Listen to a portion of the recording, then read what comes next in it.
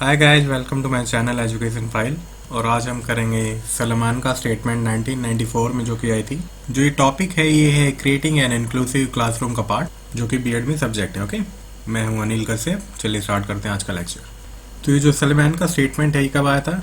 सलमान का स्पेन में क्या हुआ था? जून 7 to 10 1994 में एक मीटिंग हुई थी, एक और कॉन्फ्रेंस ऑर्गेनाइज हुई थी जिसमें 25 इंटरनेशनल एंड 92 गवर्नमेंट ऑर्गेनाइजेशन ने पार्टिसिपेट किया था। किसके लिए? जो भी एजुकेशन में, शिक्षा में जो स्पेशल नीड्स हैं, जो जरूरी चीजें हैं, उनके लिए एक कॉन्फ्रेंस हुई थी जून में 1994 में सलमान का स्पेन में। ये सब आप याद रखना पॉइंट्स। इसमें क्या फैसला लिया गया कि जो एजुकेशन है, जो शिक्षा है, ये है हर एक इंडिविजुअल का राइट है, अधिकार है। ठीक है। और ये ऐसा किसमें लिखा है? ये लिखा है universal declaration of human rights 1948 में। जैसे अलग अलग डिक्लेरेशन होती है ना, कि जैसे वॉर पे कुछ बात होती, कुछ शिक्षा पे बात होती है, तो ऐसे ही 1948 में डिक्लेरेशन हुआ था और जिसमें ये कहा गया था कि जो शिक्षा है वो एक है फंडामेंटल राइट। बाकी अलग अलग कंट्रीज ने फिर बाद में अलग अलग ईयर्स में शिक्षा को मौलिक अधिकार के तौर पे माना।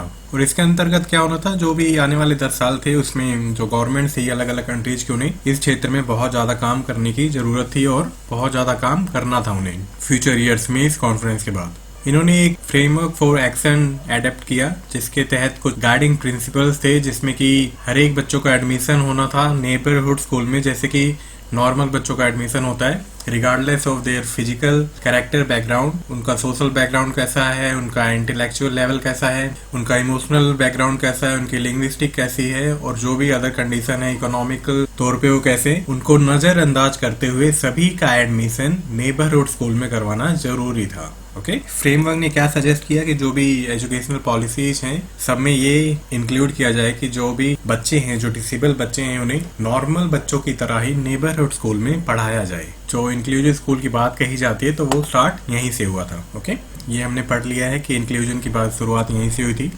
कि सभी बच्चों को पढ़ाया जाए, समावेशी शिक्षा का प्रावधान हो। तो ये जो टर्म आई थी वो इसी कॉन्फ्रेंस के जरिए आई थी। और इंक्लूजन स्कूल में लाने के लिए जो वर्ल्ड कॉन्फ्रेंस हुई, इसके अंतर्गत किसको आना था? गवर्नमेंट को काम करना था इसमें, जो इंटरनेशनल कम्युनिटीज हैं उसे काम करना था, यूनेस्को को काम करना था, क्योंकि एजुकेशन से रिलेटेड ऑर्गेनाइजेशन है। इसलिए इन सबको मिलके नेशनल इंटरनेशनल लेवल पे सबको एक दूसरे की हेल्प करके इंक्लूसिव स्कूल का गठन करना था अपने अपने देशों में। गवर्नमेंट का रोल क्या है? बजट मुहैया कराना, पॉलिसीज ऐसी बनाना कि स्कूल को बढ़ावा मिले, इंक्लूसिव स्कूल को बढ़ावा मिले, प्लानिंग करना, मॉनिटरिंग करना और इवेलुएट करना। ठीक है, पेरेंट्स को पार्टिसिपेट करवाना, कम्युनिटीज को पार्टिसिपेट करवाना, और जो भी ऑर्गेनाइजेशंस हैं डिसेबल पर्सन से रिलेटेड, उनको सबको आपस में पार्टिसिपेट करवाना, ताकि एक दूसरे की हेल्प करके ऐसे स्कूल को ज्यादा से ज्यादा बढ़ावा मिले। और टीचर्स प्रोग्राम को भी बढ़ावा देना, क्योंकि नॉर्मल टीचर्स को दिक्कत हो सकती है ऐसे बच्चों को पढ़ाने में, क्योंकि बच्चों की स्पेशल नीड है, तो स्पेशल एजुकेशन टीचर्स के लिए भी होना चाहिए। टीचर्स के लिए भी स्पेशल प्रोग्राम्स होने चाहिए, ताकि जो टीचर्स हैं वो अच्छे से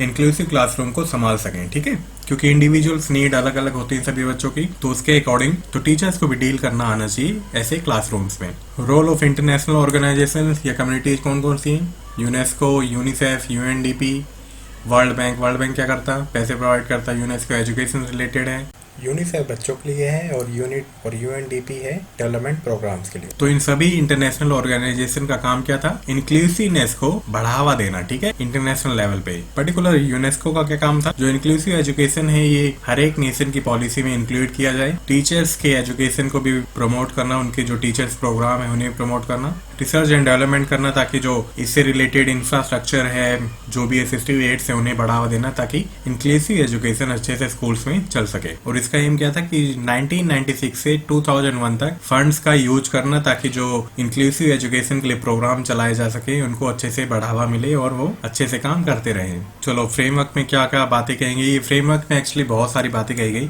30-40 पॉइंट है बुक्स में, तो पर हम 10 या 11 पढ़ेंगे, क्योंकि इतना एग्जाम में इससे ज्यादा नहीं आएगा। सलमान का स्टेटमेंट शॉर्ट नोट में ही आती है 5 या 8 नंबर में। ठीक है, तो उसके अकॉर्डिंग इतना कंटेंट बहुत है। फ्रेमवर्क में क्या डिसाइड हुआ था कि गवर्नमेंट, एनजीओ और नेशनल एजेंसी को सबको आपस में मिलकर काम करना है ऑन स्पेशल एजुकेशन। स्कूल्स को ऐसा बनाना है ताकि वो सभी बच्चों को एकोमोडेट कर पाए regardless of their physical, social, emotional and economical background. ठीक है, उनका बच्चों का कैसा भी बैकग्राउंड हो, सबको पढ़ना जरूरी है। और ये ड्यूटी किसकी थी? स्कूल्स की ड्यूटी थी कि जो भी इंफ्रास्ट्रक्चर हो, जो भी नेसेसरी चीजें हैं बच्चों के लिए, वो अवेलेबल कराई जा सके स्कूल की तरफ से। इंक्लूसिव स्कूल के लिए क्या जरूरी है? क्लासरूम अच्छे होने चाहिए, एडजस्टेबल फर्नीचर होना चाहिए, इंफ्रास्ट्रक्चर अच्छा होना चाहिए, जो डोर्स हैं वो वाइड होनी चाहिए, रैम्प्स होने चाहिए, फर्नीचर्स अच्छे होने चाहिए, ट्रांसपोर्ट फैसिलिटीज होनी चाहिए अच्छे से, है ना। और special kinds of text book भी होनी चाहिए। जैसे हमने पढ़ा था ना, विजुअली इम्पेयर्ड बच्चे जिनको कम दिखता है तो उनके लिए बड़े फॉन्ट में बुक्स होनी चाहिए। तो ठीक है, तो ये सब फैसिलिटीज स्कूल में होना अनिवार्य था, जो कि आज भी हर एक स्कूल में वैसे है नहीं। कम्युनिटी का रोल भी बहुत ज्यादा है इंक्लूसिव एजुकेशन को बढ़ावा देने में, क्योंकि कई बार कम्युनिटी क्या करती है, कुछ लोग क्या करते हैं, उन्हें बहुत हीन भावनाओं से देखते हैं। ठीक है, कि क्या करेंगे पढ़ लिख के, बट पढ़ाई या एजुकेशन ही ऐसी चीज है जिसके कारण वो अपने पैरों पे खड़े हो सकते हैं। ठीक है, तो इसलिए इंक्लूसिव एजुकेशन को बढ़ावा देना चाहिए ताकि वो किसी पे भी बोझ ना बने, वो अपनी life as a normal individual equality से जी सकें और इंडिपेंडेंटली जी सकें। तो इसलिए कम्युनिटी का रोल बहुत बड़ा है। They are just equally important for the society and the development of the country. तो इसलिए कम्युनिटी के रोल को बढ़ावा देना जरूरी था। ऐसी टेक्नोलॉजी होनी चाहिए, जैसे कि टीचिंग एड्स होनी चाहिए, स्कूल करिकुलम में थोड़ा बदलाव होना चाहिए, मोबिलिटी होनी चाहिए, लर्निंग एड्स होनी चाहिए, असिस्टिव एड्स होनी चाहिए। ये क्या है? सपोर्टिव टेक्नोलॉजी है जो कि इंक्लूसिवनेस को स्कूल्स में बढ़ा सकती है। Teachers training is also important. जैसे हमने पहले पढ़ा कि टीचर्स ट्रेनिंग बहुत जरूरी है। स्पेशल बच्चों की स्पेशल नीड होती है और ऐसे में टीचर्स को भी डील करना आना चाहिए इंक्लूसिव क्लासरूम को। रिसर्च एंड डेवलपमेंट हो सकती है किसमें? इंफ्रास्ट्रक्चर में, कि बिल्डिंग्स कैसी हों, रैम कैसे प्रोवाइड हो सकें, लिफ्ट कैसी हों, सीढ़ियां कैसी हों, है ना। और दीवारों पे जो रेलिंग आजकल देखते हैं वो सब क्या है? रिसर्च एंड डेवलपमेंट का पार्ट है। असिस्टिव एड्स कैसी हो, है ना। ट्रांसपोर्ट फैसिलिटीज कैसी हो ताकि जिनमें डिसेबिलिटी है बच्चों में वो आसानी से किसी व्हीकल पे आसानी से चढ़ सकें। ठीक है, तो ये सब आता है रिसर्च एंड डेवलपमेंट में।